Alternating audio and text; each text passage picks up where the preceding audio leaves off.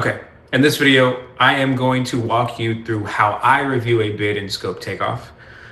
We have a team of VAs that are helping us with our takeoffs.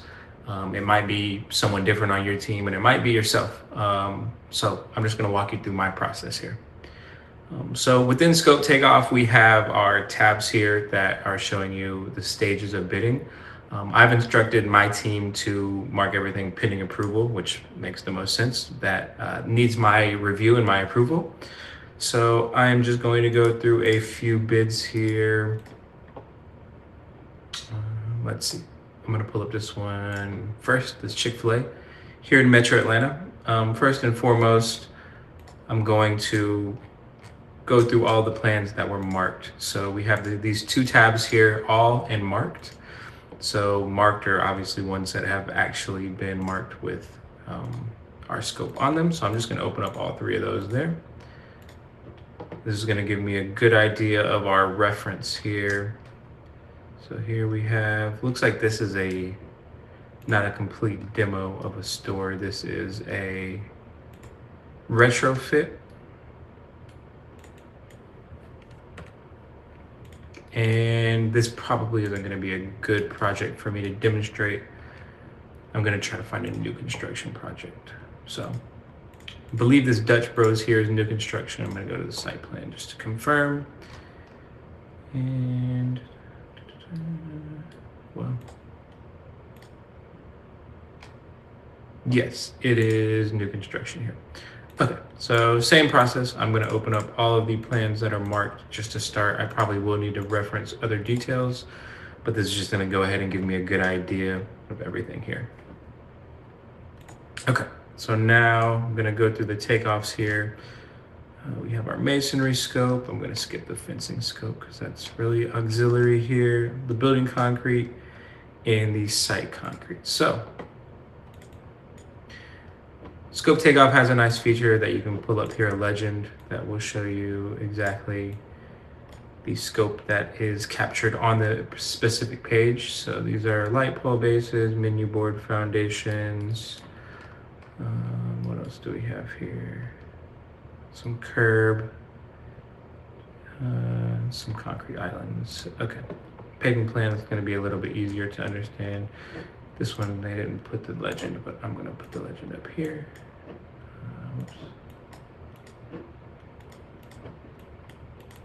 Okay, here we go. So again, curb and gutter, 24 inches, sidewalk, standard sidewalk stuff. ADA ramps, light duty pavement.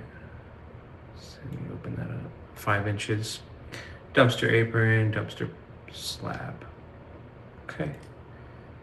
Standard stuff here. This is our CMU for the dumpster. Nothing stands out there.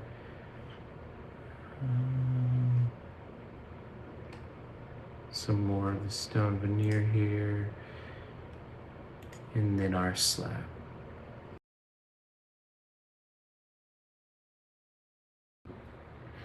Okay, so that gives me a pretty good understanding. I don't think I need too much more. All the details. If you can see the way I've requested my team to do the takeoffs, title them, I have a full understanding of what exactly the scope is. So for instance, this wall footing, 24 by 12 wall footing. This concrete wall, it's measured in square footage, so 6-inch concrete wall. Slab with number 3 is 18 off center or on center. Sorry. Here we have our CMU measured to the roof and the column footings here. So I have a really good understanding just by looking at these. We see the same projects pretty much every day, so I don't need to go look at the details. One, because of the way I've instructed my team to title these, and two, just because I look at these all the time. So additionally, another way that helps you understand is, so once you go to your workbook here on unit pricing or on detailed pricing, you have this drop down. So to show you, this isn't exactly accurate because it's just depending on how they measured it. But for instance, I would see You know, if we looked in under dumpster slab, there is no drop down here. But if there's multiple locations, so light duty, looks like there's 2 locations of this light duty concrete. I'm gonna think of that in a way of 2 pours in my world. Probably can pour on the same day, but for some other things, I'm gonna look at ADA ramps because we measure these as each, so that's okay. Sidewalk, I just, you know by looking at the plans, that's one big section. They're just measured individually, but can kind of give you an idea of how many different sections you're working with, based on how many different measurements that we're taking. Other than that, I have a base set of pricing that we work with. Usually we work off of these libraries and assemblies and this cost database here that's built into ScopeTakeoff. We also have it offline on an Excel sheet as well, just so we can have a little bit of redundancy there. So I'm gonna go through and just based on looking through the plans, make sure everything looks good here.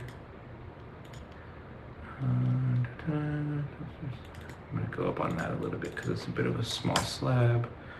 I'm thinking this pour is gonna be within a day. The slab and the apron, 4-inch bollards, those are a little cheaper, so I'm gonna actually go down on those a good bit.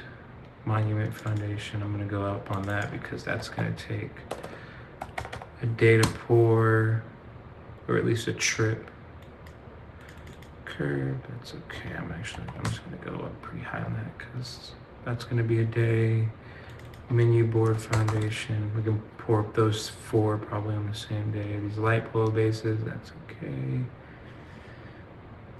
Wall footings, dumpster wall footings, slab edge, that's okay. Here, split face, gonna go up a little higher on that split face because it's a little more expensive. Masonry columns, I'm gonna go up a little higher on those too because it's vertical and really tight corners on those. And then stone veneer, another row of stone, I'm gonna go up a little bit as well. The fencing here, that's just standard stuff. And then the building concrete that has a bit of rebar, so I'm gonna go up actually on that a little bit. Trench drain, that's fine. Wall footing, actually need to go up on that a good bit. Go up on that. Clear slab, that's pretty high. 12-inch concrete wall, a good bit.